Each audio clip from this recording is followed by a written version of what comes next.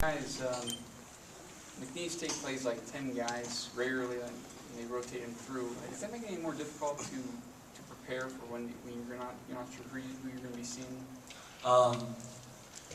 No, yes and no.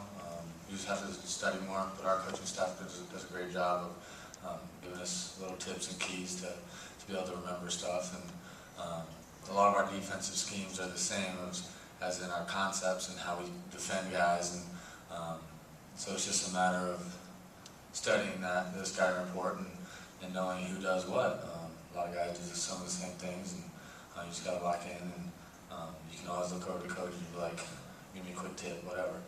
They'll shoot you one, and you just got to be locked in. And guys on the court also talk, okay, he's a shooter, come in, or whatever. So just the communication all the time, constant communication. Next question.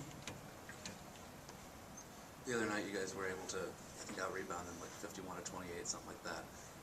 Other than, maybe kind of, obviously, the talent gap, I guess, what were you guys doing well on the boards? What allowed you to really get out, and especially in the second half, I think? I think, all five of us were boxing out better. We were hitting our men. We really drilled that in practice, making contact, and not, when the shot goes up, everyone's kind of turning their back and waiting for the rebound to come to them. We got in a little bad habit of that, and I think we really tried to address that the best we could. Why do you think that was that, from the start, maybe you guys weren't always kind of as aggressive? I think it's just, there's a lot of bad habits in basketball you can fall into, and that being one of them. It's just something we had to work on, and coach recognized that we had to get better on. And, we've tried to fix it. I think the last two games, ever since Duke, you guys are holding opponents at around 32% from the floor. What's been different just defensively the last two games? One thing that Coach Buckley always talks about is having the demeanor on defense, letting teams know that they're not going to score on you just by the way you do carry yourself on defense and the stance that you're in, and the mentality of saying this guy's not scoring on me and we're getting this stop. Just more of an aggressive mindset on defense. And Coach Buck, he always stresses the demeanor. What kind of leads to that type of thing? Is it just like talking about it, or is it coaches talking about it? Or? It's a mentality, just refocusing every possession, because every possession can matter and does matter. It comes down to one possession at the game, and you don't know what possession that's going to be. So you have to be locked in and focused every possession, and we have to start that habit. Both of you guys have played a lot of Big Ten games. Big Ten season's coming up here in a couple of weeks. What are 3 or 4 things you guys feel like you really want to take steps in between now and the time Big Ten play begins on the 30th? That's a good question. I think I think we started to make the right steps. As far as rebounding, playing a team defense, getting out and running. Those are probably the 3 of our biggest focuses so far. And I think we've started to find that identity as us being that kind of team. As far as our defense and keeping our offensive production rate pretty high. So I think just getting better at that, and then using these couple games to find out if there's anything else we need to work on additionally to really focus in and lock in for the Big Ten season. Collin, your thoughts? Well, you can only take one game at a time. So it is preparation after preparation after preparation. Just getting locked in, getting used to going 1-0 every time.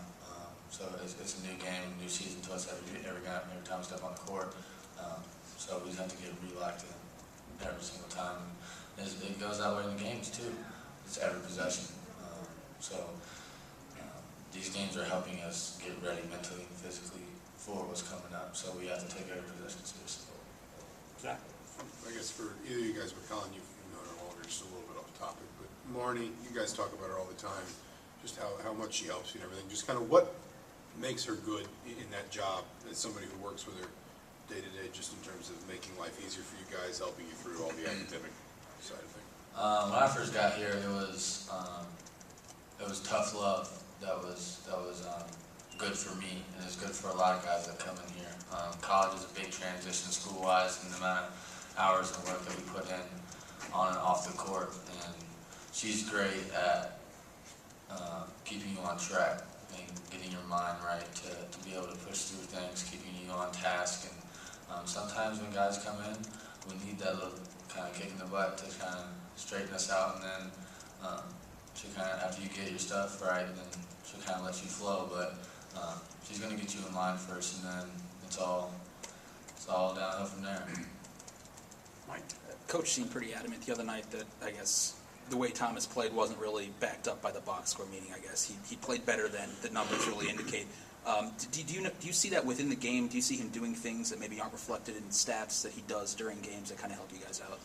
Yeah, I think, just big men in general, a lot of the stuff they do isn't, notice whether it's, a good screen, a good hedge, or just, not even like blocking a shot, but just altering a shot. And I think, Thomas has that ability. I think there's so many things he can do just because, of how good he is athletically, and, he's getting better every day mentally, understanding the game. He definitely affects the game for the box score for sure, I'd say. Is he the kind of kid that, that doesn't affect his confidence when he doesn't necessarily have the numbers? Is he kind of able to keep an even keel or kind of keep his confidence up even when he doesn't? Yeah, he's definitely not the kid who, we get in the locker room after the game and grabs a stat sheet. He's, in it for the team, loves winning, loves playing up there with the guys on the court, and it's just really a pleasure to play with.